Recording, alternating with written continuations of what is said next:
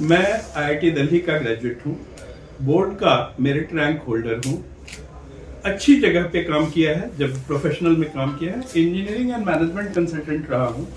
In addition social aspects, technology aspects and spiritual aspects पर लिखता पढ़ता रहता हूँ। मैं अभी गुड़गांव में एक बहुत ही ऑर्गेनाइज्ड क्राइम का शिकार हुआ हूँ। मेरा एक घर है गुड़गांव में, कई वर्षों से पहले खाली था। जब पिछले वाले किराएदार चले गए थे तो मैं हर महीने वहां जाकर के सफाई करवाता था।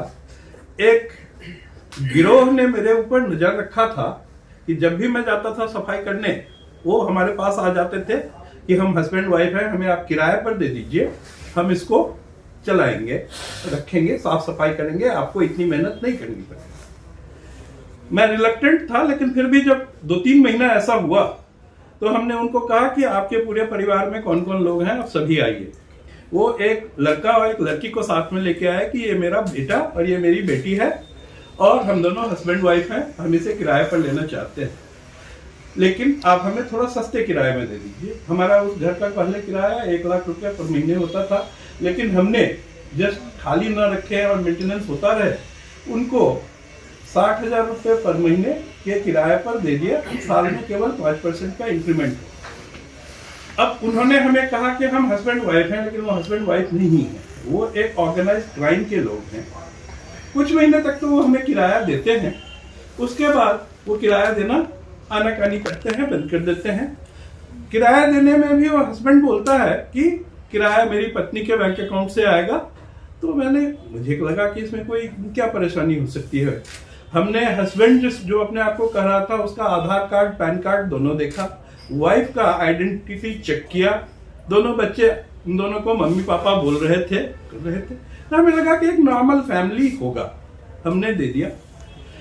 लीज के एग्रीमेंट पे साइन तो हस्बैंड ने किया और जो एलिज्ड हस्बैंड है, और उस पर विटनेस में साइन किया जो वो लेडी थी। इस हस्बैंड का नाम राजेंद्र सिंह यादव है और उस औरत का नाम सुदेश बाला है। जब इन्होंने हमें किराया देना बंद किया तो हमने इनको निकलने के लिए कहा। ये जब नहीं निकल रहे थे, खींचते खवचते, वो एग्रीमेंट जो हमारा था 28 फरवरी 2022 को खत्म हो रहा था। फिर उन्होंने एक इमोशनल ड्रामा किया कि हमें ह्यूमैनिटी के ग्राउंड पर 6 महीने के लिए एक्सटेंड कर दीजिए। हमने फिर एक लीज एक्सटेंशन एग्रीमेंट साइन किया, जिसमें ये लिखा कि ये 6 महीने पर इसी कंडीशन पर एक्सटेंड किया जा रहा है कि under any circumstances on any ground whatsoever ये आगे एक्सटेंड नहीं किया जाए। और वो एक्सटेंडेड पीरियड जो है 31 अगस्त 2022 को खत्म हो रहा है। हमने इनको 12 अगस्त 2022 को फिर से नोटिस दिया कि आप निकल जाइए। तो ये 18 अगस्त को कोर्ट में चले गए कि हमारे अगेंस्ट एक सिविल सूट फाइल किया कि परमानेंट इंजंक्शन मिले उनको इविक्शन के अगेंस्ट। ये बिल्कुल फ्रिवलस केस था।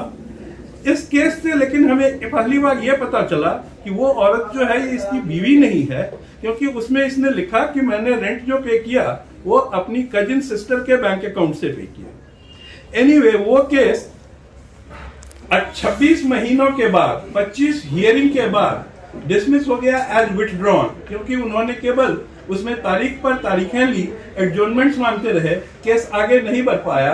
और जब उनको लग गया कि अब इस केस को और नहीं ड्रैग कर सकते हैं, तो उन्होंने उसको विड्रॉ कर लिया। क्यों विड्रॉ किया, उसका यह है कि फिर अक्टूबर 2022 में ही मैंने भी इविक्शन के केस डाले।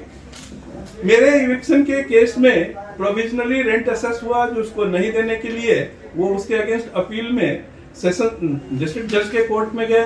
वहां पर उसको कोई रिलीफ नहीं मिल पाया, तो वो हाई कोर्ट में गए। हाई कोर्ट में भी उनका मामला जब डिसमिस हो गया, तो फिर नीचे के कोर्ट ने उनको ये कहा कि या तो आप पीछे के जितने भी पैसे हैं वो पूरे के पूरे दो, और नहीं तो इविक्ट हो जाओ। वो इविक्ट नहीं हुए, ना उन्होंने पैसा दिया। लेकिन अब इन्होंने नई स्ट्रैटेजी बनाई कि अब जो मेल था, जो अब तक रेसिस्ट कर रहा था केस को, वो पीछे चला गया। हमारे फेवर में कोर्ट ने 23 अक्टूबर 2024 को यह दिया कि अब इनको इविक्ट कर दिया जाए, और कोर्ट के बेलिफ को ऑर्डर हुआ 26 अक्टूबर को, उसने जाकर के उनको इविक्ट कर दिया। इविक्ट करते समय ये जो औरत है वो बोलती है कि मेरा नाम तो इस इविक्शन में है ही नहीं, और मैं उसकी बीवी नहीं हूं, मैं किसी और की बीवी हूं और आप मुझे नहीं इविक्ट कर सकते। बेलिफ ने उसे इविक्ट कर दिया। वो कोर्ट में गई कंप्लेन करने के लिए। कोर्ट ने जिस लॉ के अंदर, वो लॉ है रूल 99 ऑर्डर 21 ऑफ सीपीसी, उसमें वो कंप्लेन एक्सेप्ट कर सकते थे। इवन की कोई थर्ड पार्टी भी हो, कोई स्ट्रेंजर भी हो, तो उसमें वो लॉ में एक्सेप्ट किया जा सकता था कंप्लेन। लेकिन उसके साथ ही रूल 100 में है कि ऐसा कोई कंप्लेन हो तो उस पर कोई भी ऑर्डर पास होगा, उसके पहले रूल 101 में है कि उसका कोई राइट या इंटाइटलमेंट वहां होने का है या नहीं। अब कोर्ट ने पता नहीं किस कारण से उसके फेवर में एक ऑर्डर निकाल दिया कि इसके इविक्शन को तो मैं रिपोजेशन का ऑर्डर कर देता हूं, लेकिन इसका कोई राइट है या नहीं है, वो किस कारण से वहां है, इसको हम बाद में देखेंगे। और बिना इस बात को देखे हुए उसमें ऑर्डर पास कर दिया और उस एप्लीकेशन को डिस्पोज भी कर दिया, जो कि डायरेक्टली सीधे सीधे लॉ के अगेंस्ट है, बिजार वायलेशन ऑफ लॉ है। ऐसा क्यों होता है ये आप सभी जानते ही हैं कि कोर्ट ऐसा क्यों करती है, किस कारण से करती है। तो सिविल केस तो मैं उसमें जा ही रहा हूं हाई कोर्ट में इस ऑर्डर की समीक्षा के लिए। आज यह है कि पिछले 3 साल से हमें अपना किराया नहीं मिला है, मेरा 35 लाख से ऊपर का ड्यूज है और मैं अपने घर से बाहर हूं और जो क्रिमिनल्स हैं ये वो हमारे घर में बैठे हुए हैं। ये एक ऑर्गेनाइज्ड क्राइम है जिसमें पहले मिस रिप्रेजेंटेशन ऑफ रिलेशनशिप से वो किराएदार बन के घुसते हैं और उसके बाद कोर्ट को मैनेज करते हुए, तारीख पे तारीख लेते हुए पहले 2-3 साल एक आदमी खींचता है, अभी वो औरत इस मेल सामने से हट गया, वो औरत सामने आई है, फिर जब ये सामने से हटेगी तो और कौन आएगा। मैं आपको यह भी बता दूं कि उस घर में 15 लड़कियों को उन्होंने रखा हुआ था पीजी में, जो पेइंग गेस्ट चला रहे थे इल्लीगल। जबकि मैंने घर जब लीज दिया था उसमें मेरे लीज का टर्म्स बहुत ही स्पष्ट था कि ये केवल residential use of the family members, जो हमारा टेनेंट है राजेंद्र सिंह यादव, उसके लिए है। लेकिन उसमें 15 लड़कियां रह रही थी, जिसका कंप्लेन मैंने सीएम विंडो पर भी किया था, जिसका कंप्लेन मैंने म्युनिसिपल कॉर्पोरेशन ऑफ गुड़गांव को भी किया था, जिसका कंप्लेन मैंने डीटीपी इन्फोर्समेंट को भी किया था।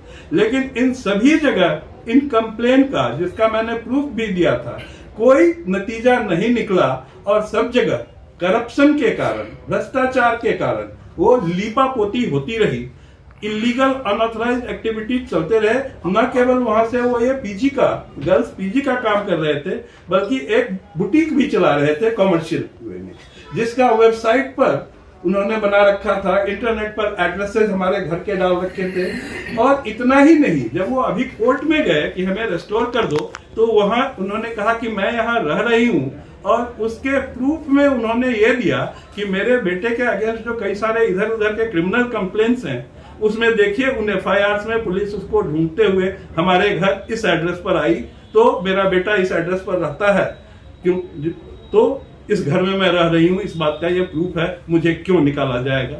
और निकालना क्यों, रहना क्यों है, उनका अधिकार क्या है, इसके बारे में कुछ नहीं है। ये एक ऑर्गेनाइज्ड क्राइम है जो कोर्ट के साथ मिलकर के क्रिमिनल्स कर रहे हैं। और इसमें कोर्ट जो इनोसेंट लोग हैं, जो लॉ अबाइडिंग सिटीजन्स हैं, उनके अगेंस्ट जाकर के इन कल्प्रिट्स को फेवर करते हुए फटाफट जजमेंट देती है कि उसमें जब तक उसका केस नहीं खत्म हुआ, लोअर कोर्ट है और ये कोर्ट